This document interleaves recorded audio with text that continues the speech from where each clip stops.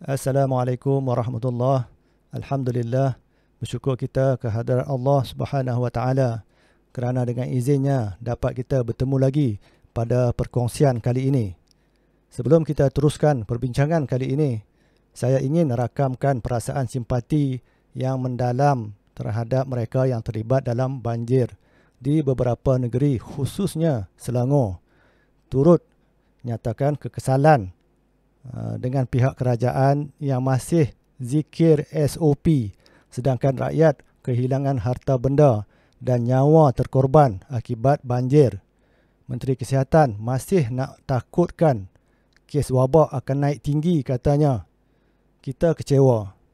Kita doakan semua mangsa banjir bersabar akan musibah dan dapat kembali ke rumah masing-masing dalam masa terdekat.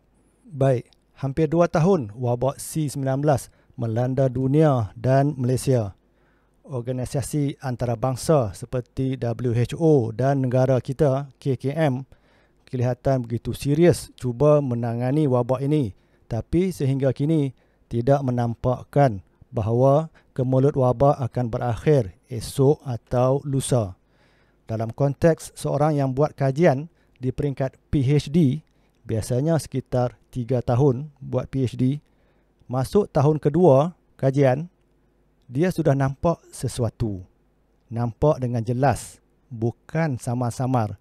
Justru tahun ketiga PhD, kajian masuk ke peringkat yang terakhir. Ada kesimpulan dan sudah boleh mula menulis tesis.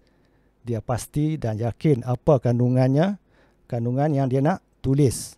Dalam kes wabak pula, dah 2 tahun, rakyat tak nampak.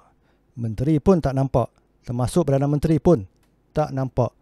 Sebab kita kata demikian, kerana kenyataan-kenyataan dan tindakan-tindakan kerajaan sendiri dengan sendirinya menggambarkan ataupun mendedahkan kekeliruan yang berlaku dari segi peraturan, dan tak mustahil juga kekeliruan di peringkat polisi. Polisi-polisi ini lebih banyak memberi kesan kepada mereka-mereka yang miskin, peniaga-peniaga kecil dan sebagainya. Ada pakar-pakar di peringkat antarabangsa maupun di Malaysia sendiri, pakar-pakar yang beri pandangan tapi tak diendahkan.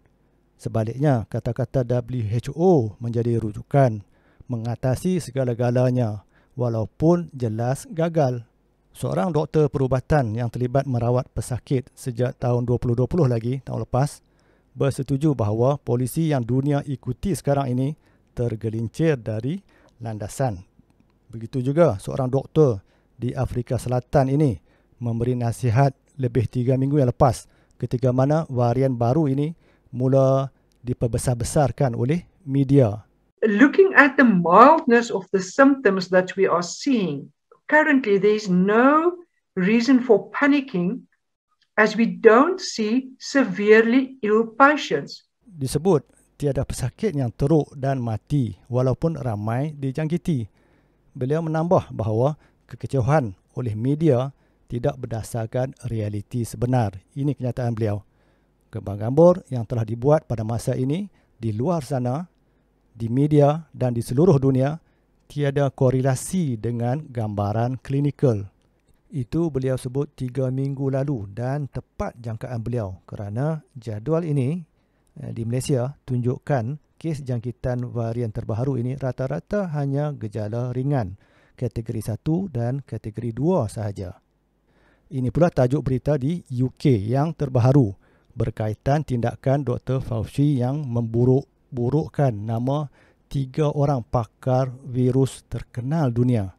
Terjemahan tajuknya, perlu ada penghapusan yang cepat dan dahsyat. Email menunjukkan bagaimana Fauci dan Ketua NIH berusaha untuk memburuk-burukkan 3 pakar yang menulis deklarasi Great Barrington yang menyeru agar penutupan ataupun lockdown dihentikan. Oleh itu, saya ingin nasihatkan KKM dan ulama-ulama kita agar sangat berhati-hati dengan saintis jahat melampau seperti ini berkaitan hal wabak. Saintis yang ikhlas dan baik sentiasa terbuka kepada pandangan yang berbeza, tidak buat perangai kotor macam ini. Sebagai rumusan, justru walaupun 2 tahun berlalu dengan polisi gagal mereka, nampaknya mereka masih tidak boleh dibantah atau dikomen walaupun oleh pakar-pakar, bukan orang biasa macam kita. Adakah selama-lamanya kita akan dibelenggu peraturan sia-sia sebegini? Wallahu alam. Sekadar itu perkongsian kali ini. Assalamualaikum warahmatullahi